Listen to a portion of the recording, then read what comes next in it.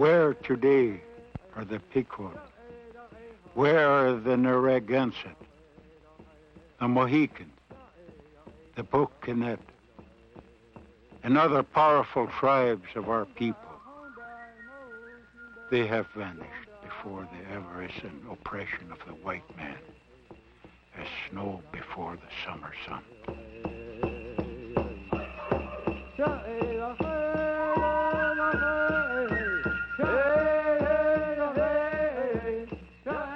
White men have been telling the Indian what to do for a long time. But today there is sorrow among the Indians, a sorrow that stems from the daily frustrations of high unemployment, poverty, prejudice, a sorrow that has its roots deep in our American history. It's time America listened to the Indian. What does the American Indian of today really want? Our Indian young people want, just like anybody else, a chance to have a choice to do what they want, a chance, an opportunity to be educated, to be professionals, to be whatever they choose to be. His name is Leonard James Campbell, and I'm a Cree goes up straight. I have approximately 19 people working for me.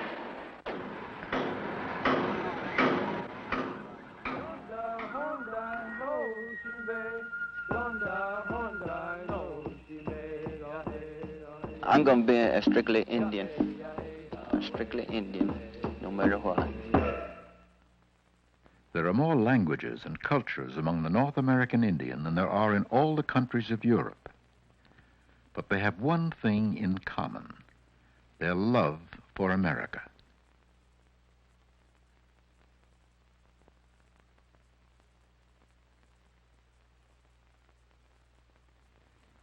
We shall visit the Indian people of the Muskogee Creek, the Rosebud Sioux, and the Nisqually tribes.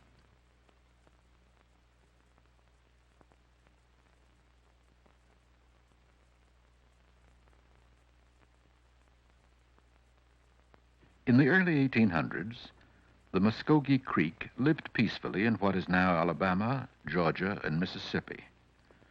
President Andrew Jackson ordered their removal to Oklahoma. Thousands died on this forced march, now called the Trail of Tears. Chief Dan George interprets the words of Speckled Snake, a Creek chief of that time.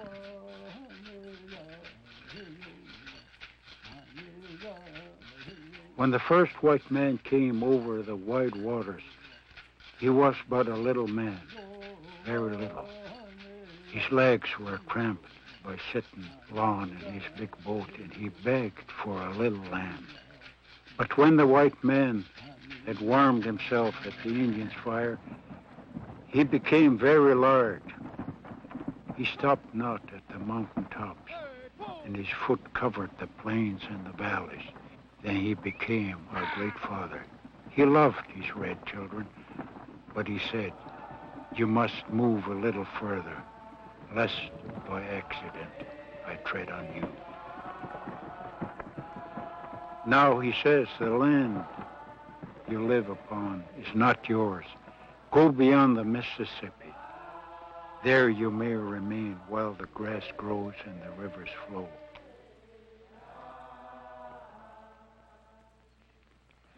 Well, here's my tribe, and the head chief here, my wife Betty Lou, and Reverend Cliff Hill is a Muskogee Creek Indian. He and his family have taken us to the farm where his wife was raised. Kirby Hill, and then Christopher Hill. We named it because he's going to discover America, Christopher Columbus. So, what do you think of this place? Did you like it, or you hate it, or? Well, I enjoyed it summer because I was sent away to school. What kind of school? A boarding school. They tried to teach us to talk English, and we had to wear coveralls. We had to march to school, march to our meals, and then back to our for instance, dormitories. if they heard you talking Indian, what did they do? Well, we were punished. We had to do some work, or else they had to wash our mouths with some soap and different things. And now, there goes our little chief right there, right over there. He's our big chief, and we hope to train him in a way that he will be proud of his Indian heritage. Not only that, I would like for him to be able to speak our dialect, and not only that, I want him to understand our culture and our way of life.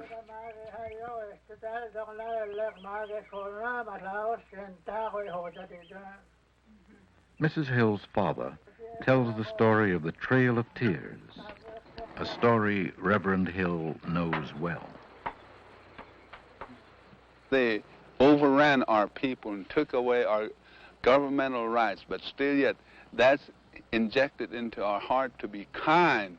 I hate to say this, but like, for instance, if all the white people, if Russia was to come over and begin to shoot and kill and try to rape all the white girls and try to kill off the white people. You know, Indian is crazy enough to go out there and defend the white people. You know, I mean, that's how receptive we are to our neighbors and to those that we have learned to live with, and even though they mistreated us. And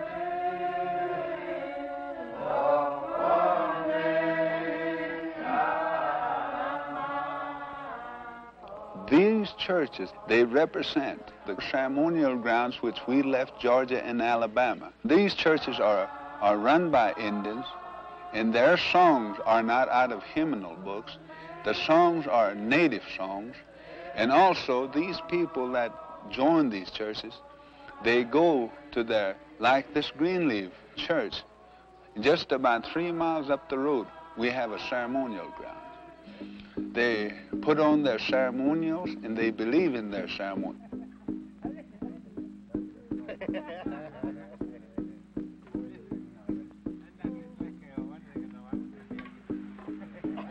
There is nothing in the white man's experience that can translate the meaning of a ceremonial stomp dance. Old friendships are rekindled, and newcomers are welcomed. As in most Indian gatherings, everyone shares what he has brought.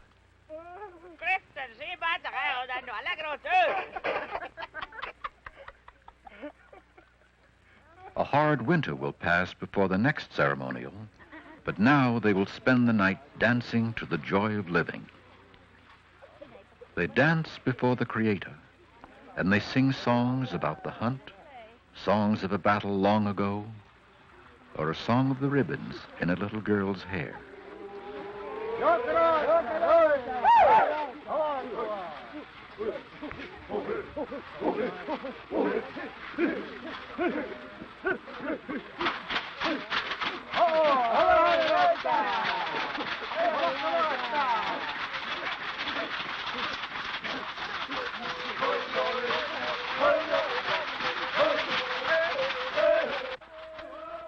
The great sea has sent me adrift.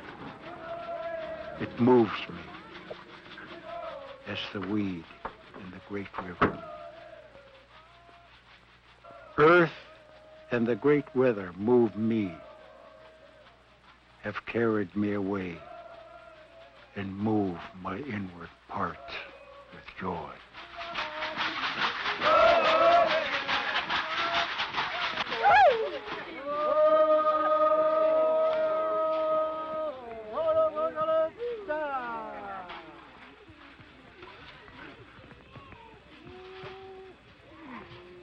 In the morning, they are renewed, united in spirit, ready for the coming winter. They will gather again in the spring.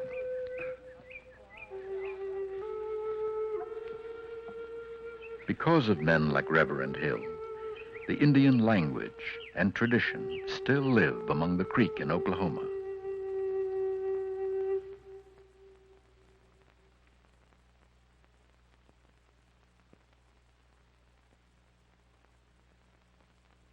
Love of the land made the Sioux great warriors, proud horsemen, and defenders of the Great Plains and its buffalo. They worshiped the earth as holy. Listen to the Sioux. Where the sun shines continually, they will appear. A buffalo nation, they will appear, behold. A horse nation, they will appear. May you behold. Each year in South Dakota, the Rosebud Sioux hold an all-Indian rodeo. Here they match their bravery and skill against the strength of the horse.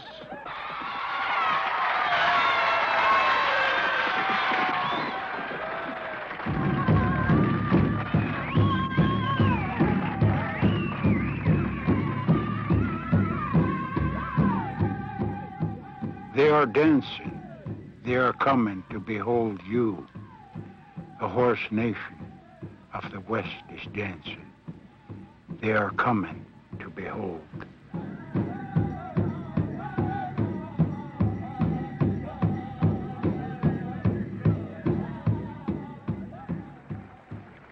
The Great Spirit told me that the land belongs to him, that no people owns the land, for it was never divided, but belongs to all. The people talk about earthly things, that politics and money and all is billing and all the frog hides in their head and all that, but that doesn't affect me a damn bit. They're just second-hand stuff. Like the rock I'm sitting on, this is not made by white men.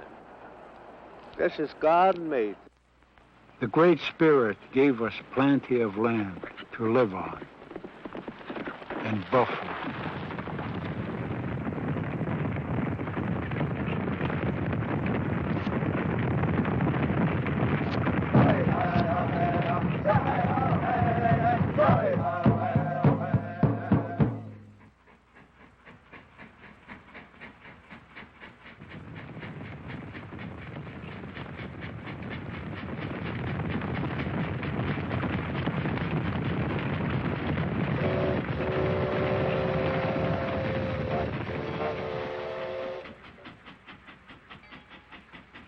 If the white man had a country which was very valuable, which had always Blother had promised should be yours forever, the man of another race came to take it away by force,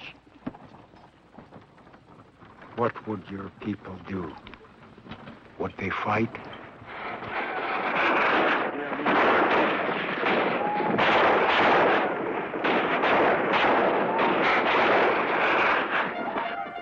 Much of what we've learned about the battle for the plains comes from what we've seen in Hollywood movies.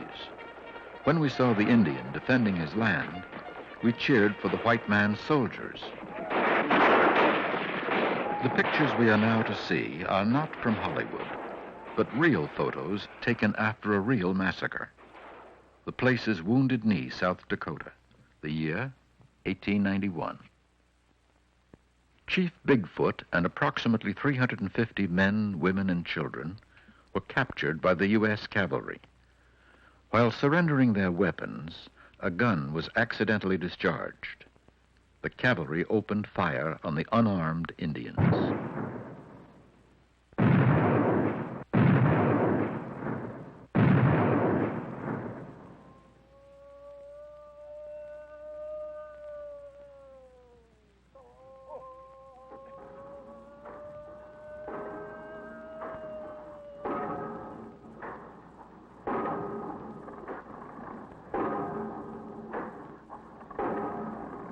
The body of the chief and more than 250 of his people were left to freeze in the snow. Later, a mass grave was dug for them.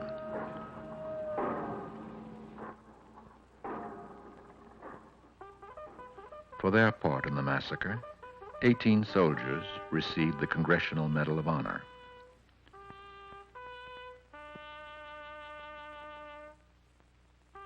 There were a few survivors.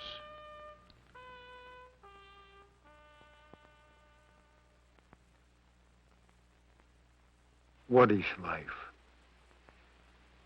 Is it the flash of a firefly in the night? It is the breath of a buffalo in the winter time. It is the little shadow which runs across the grass and loses itself in the sunset.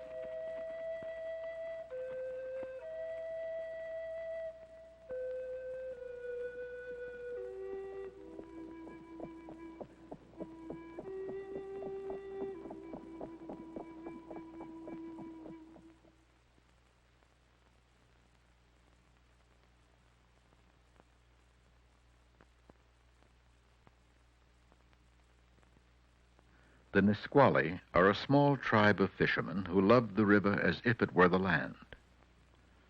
Over 100 years ago, they surrendered their land with the promise they could forever fish in the river.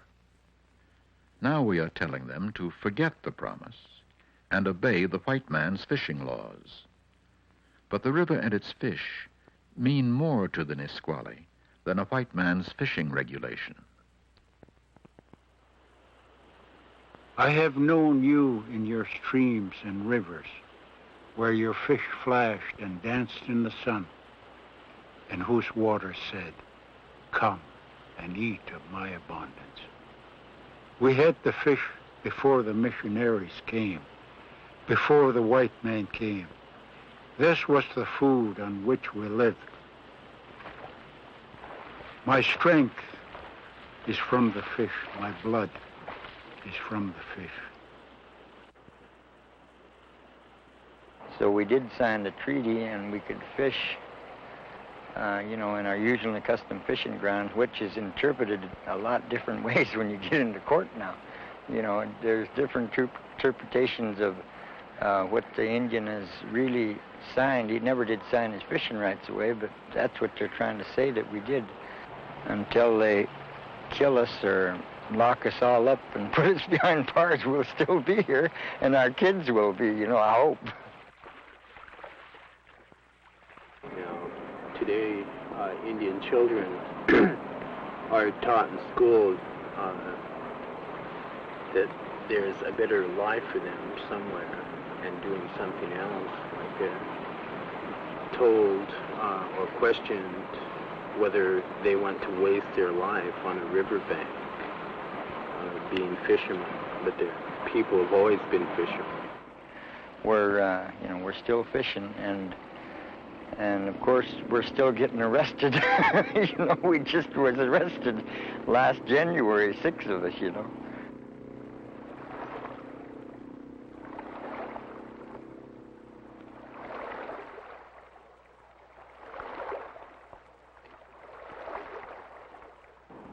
They contend that we can't fish, and we contend that we can.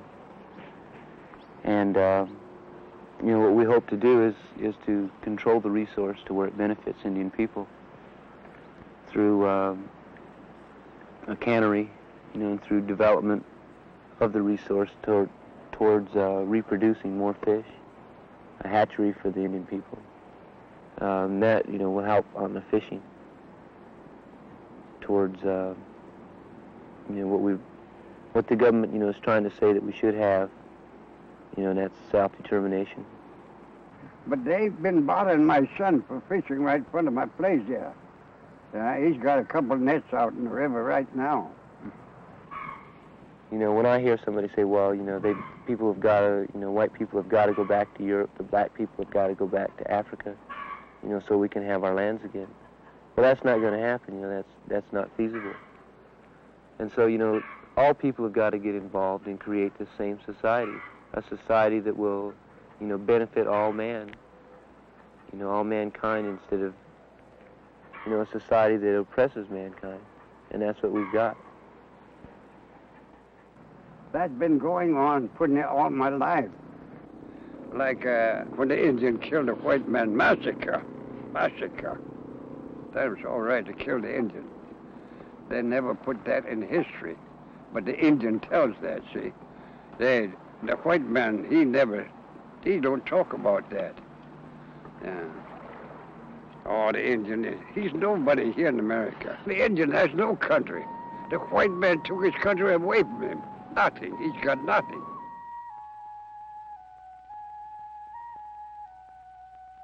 And when the last red man shall have perished, and the memory of my tribe shall have become an nth among the white men, these shores will swarm with the invisible dead of my tribe.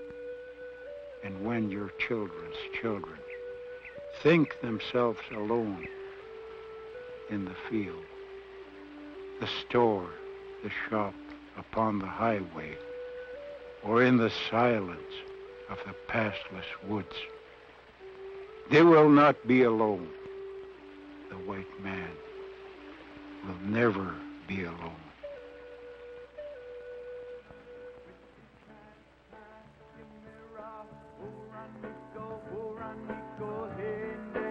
Hey,